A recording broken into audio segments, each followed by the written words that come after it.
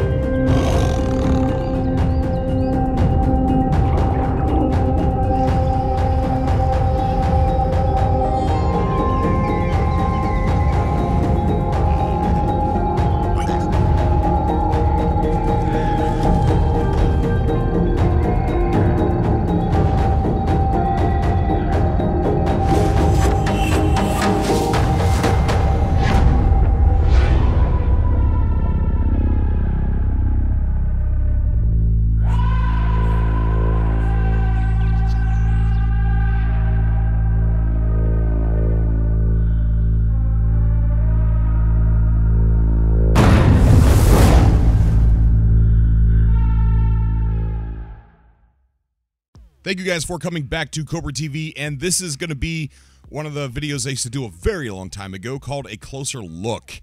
It's when we take a closer look at details or footage about a particular game, and this game I've been kind of reluctant on talking about here on Cobra TV because they still haven't released any gameplay footage, actual gameplay footage yet. But the developer is a proven developer. He is the developer behind Assassin's Creed 1 and 2, I believe, Prince of Persia. And he's a very well-established developer, and he's got a team of 25 people now. It used to be quite small. I think it used to be like 6 people working out of his house on Fridays. Now they have 25 people and an actual studio. We've got a lot of information about this game so far, but yet no gameplay footage. The reason why I want to talk about this game is because there is there's something about this game that just draws me into it, and it's nothing on a grand scale like No Man's Sky, you know, like an open universe, you know, where you could do anything you want, make your own story. But this game focuses on a certain subject that I really hold near and dear to my heart. The game is called Ancestors Humankind Odyssey. Now, we're going to be going over an interview that he did, that Patrice did, and we're going to be going over some of the details and letting you hear some of the things that he's got about the game. When this game first came out into the open, it was supposed to be a episodic game, to where it was supposed to be an open world, free roam, survival episodic game, to where we would be going through all the major things that we've done in history, such as being the ape and finally standing up and evolving at that point in time, and being that ape and going through what they went through back then. And then that would be one episode, and while we waited for the second episode, we would have the option to keep playing that game in free roam, have fun, do things, and then when the second episode got released, we would just download it and play it on the same map in a different time.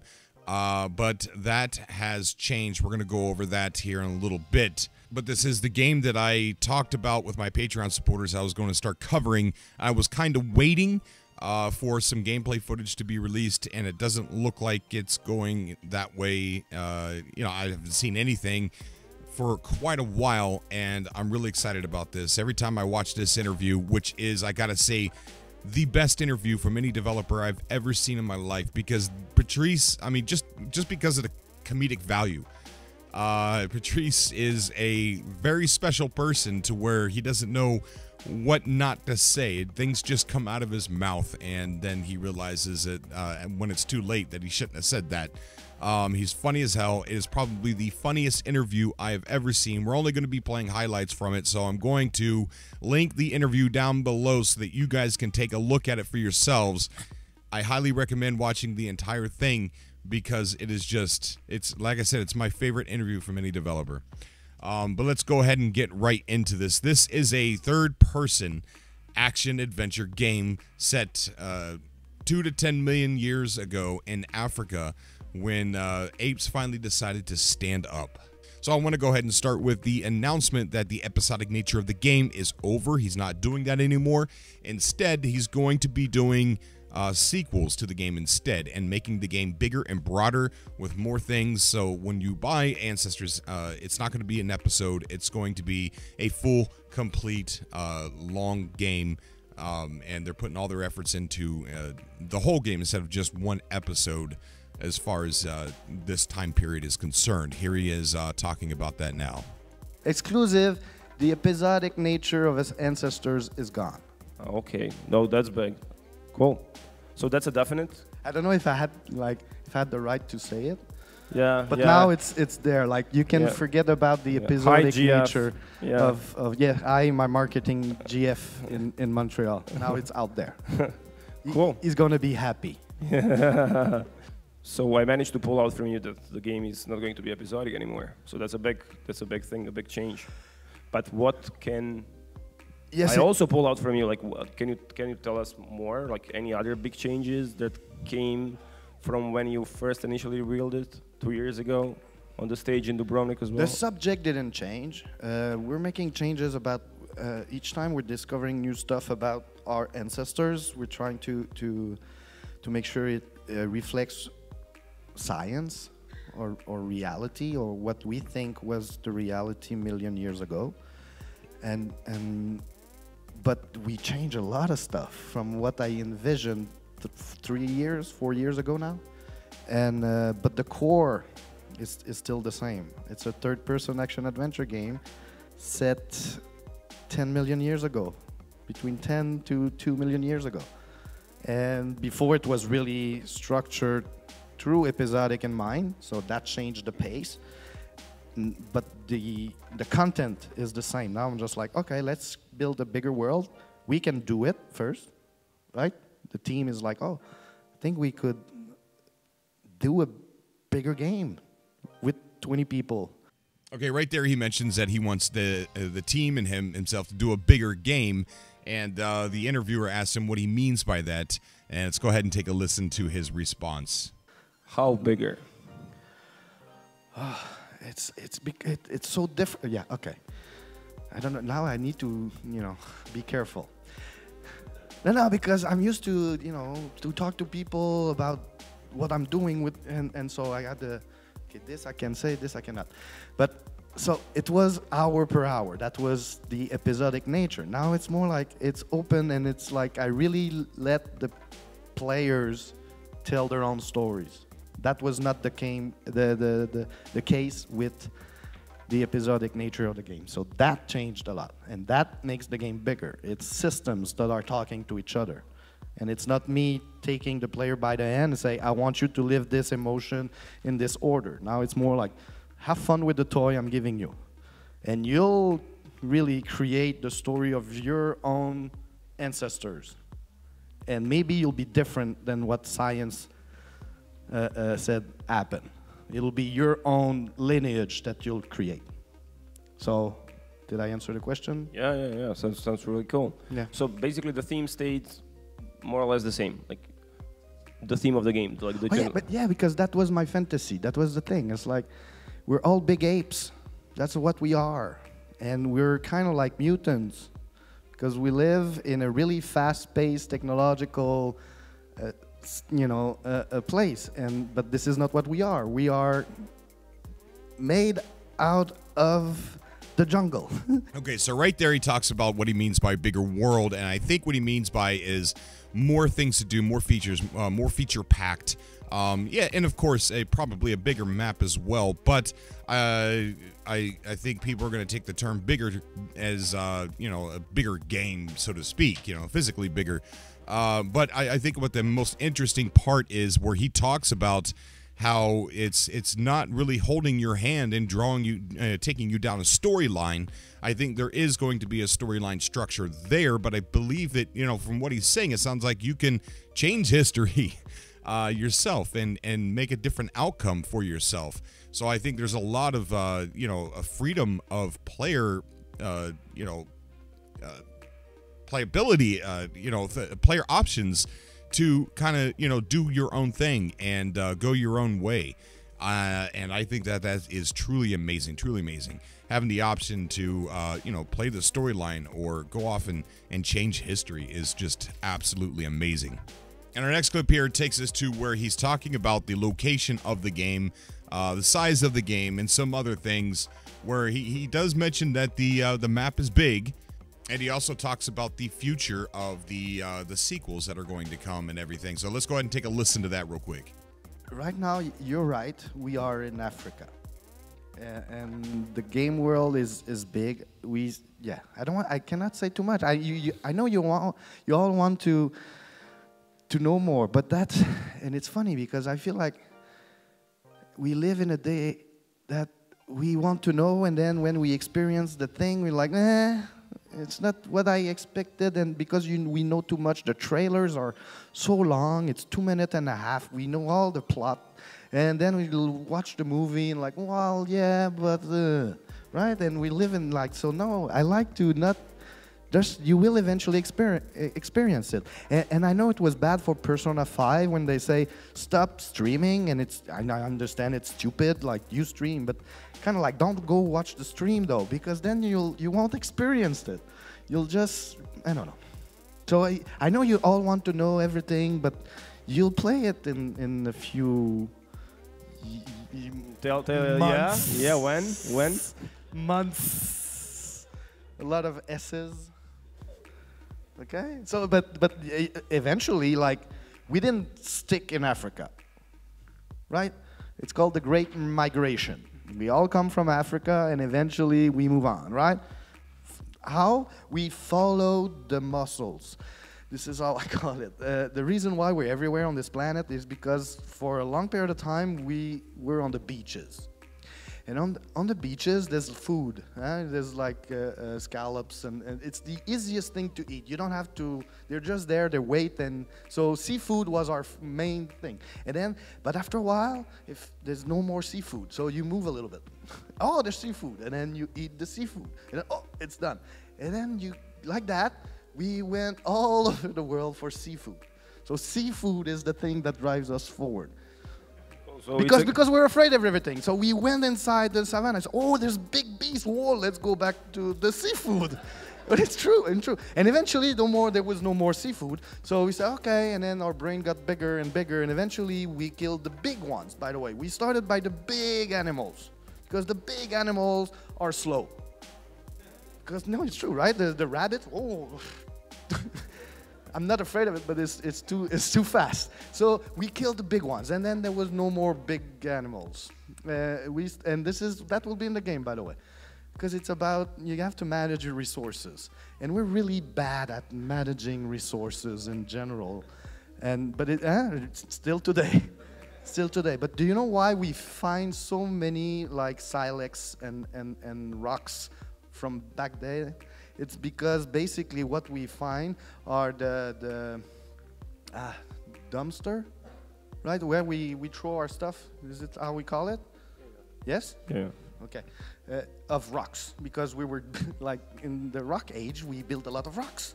And say, oh, that's not good, that's not good, that's not good, right? So this is what we find everywhere. It's where it's the bad stuff that we left behind. And so, yeah. So the resources is something you're gonna have to manage in Ancestors. So see, a new thing, thanks. A new thing. Yeah. But it's a game about seafood in Africa. We moved out of Africa, so for now, let's focus on Africa. But for sure, we'll go elsewhere. This is basically Ancestors 1, right? We'll see. We'll see, because it's, yeah. Cool. I love how you are vague about a lot of things. Yeah, I'm vague and not. You go on Wikipedia and everything's there. Nah, it's not. It's not. All right. I'm telling you guys, this is a great interview. You got to watch the whole thing. It's like an hour long.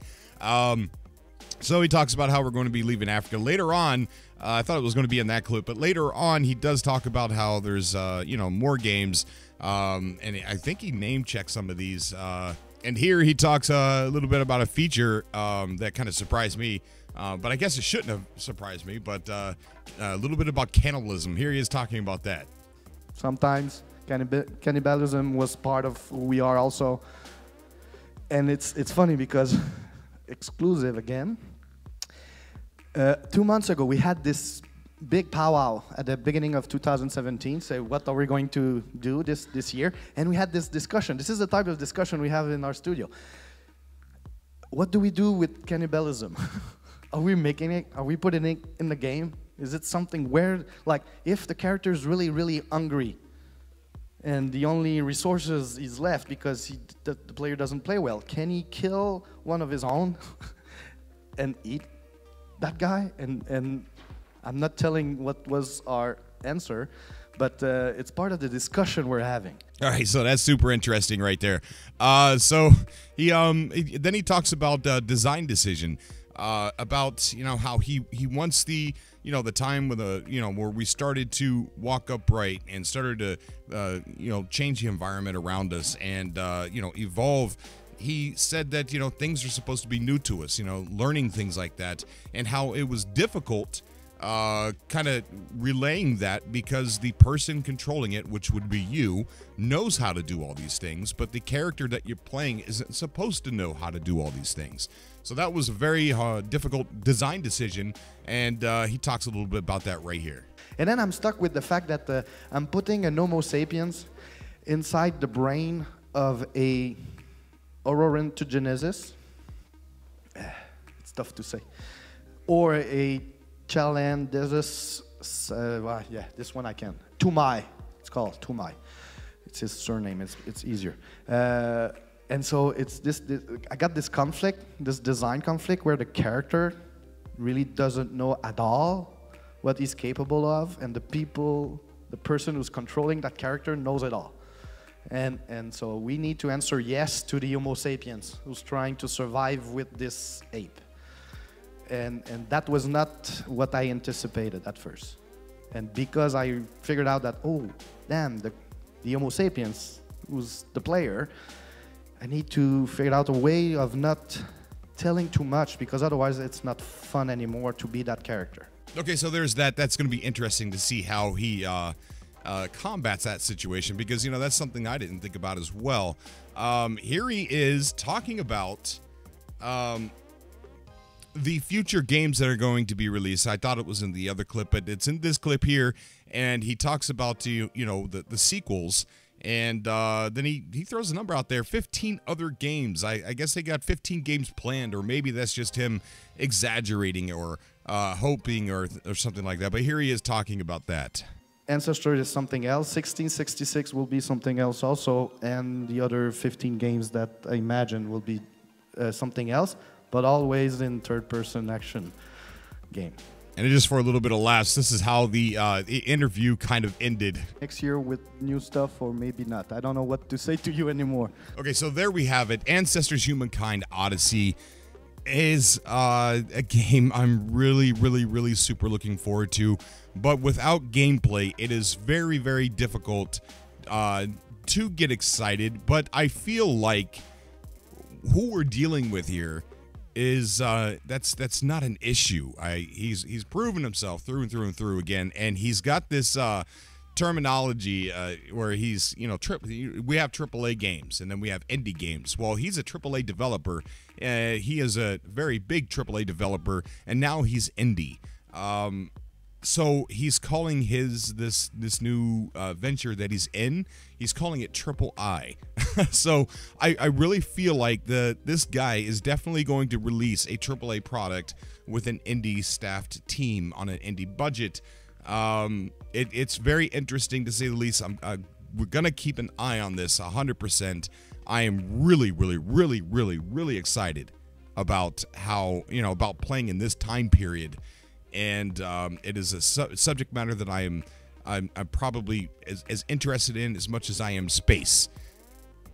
Let me know down below what you guys think. The footage that you've been seeing it's just something they slapped together to kind of show proof of concept, or not even proof of concept, just to put something together to kind of show their idea. It's definitely, none of it is gameplay. I don't think any of this would be suitable for him for a CGI cutscene either. I think it's just to kind of, get people to understand the time period that we're in. That the fact that we're going to be in a jungle is just an advertisement of their idea. It's been a while. It has been a while, and he has said somewhere in the interview, I didn't use the clip, but he said that what the AAA that they're trying to achieve is by the way they're trying to do that is by every step that they take.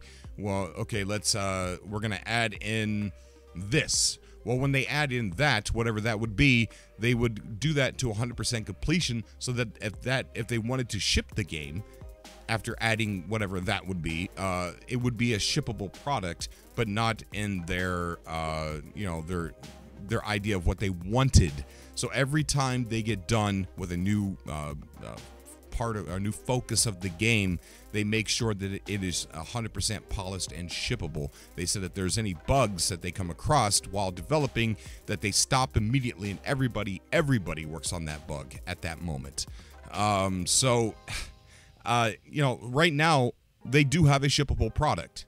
What is really odd to me is, why he hasn't advertised a little bit more about this game, why he hasn't shown, I know he doesn't want to show 2.5-minute trailers, but why he hasn't shown 5-second clips or 10-second clips, something to gear up some excitement. That could go either two ways. Either, they're not ready, they're not at the point where they could show a good clip, or that he's so, confident that he has something good that he doesn't feel like he needs to. I don't know, but I really feel like soon we're going to see something, because this is it's not a new interview. There's other interviews out there, and then we're going to be talking about that. Plus, he's got a place that he calls the War Room in his studio, where they write down everything, and we've got some pictures of that war room, and we could see clearly some of the stuff that's written on the whiteboards all the way around. So we're going to be taking a look at some of that stuff, where we can see features and gameplay mechanics on these whiteboards that like one of them was showing how they were working on fatigue for the character, the avatar that you play, and things like that. So it's going to be really interesting to go over some of those things in a future video. But let me know down below what you guys think of Ancestors, Humankind Odyssey. I know it's kind of strange asking what you guys think, because there's really nothing to show just yet, but the idea of this game, who is making the game, is, proven. So we know we're going to see a good product. But, we still have a lot to learn about the game, and we're going to be discussing it as time goes by. But anyways, I'm wandering off in my own train of thought. Let me know what you guys think down below. I will see you all in the next video. Until next time.